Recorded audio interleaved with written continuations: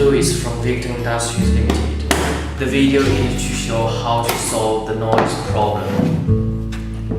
First, check whether the fan touches the case.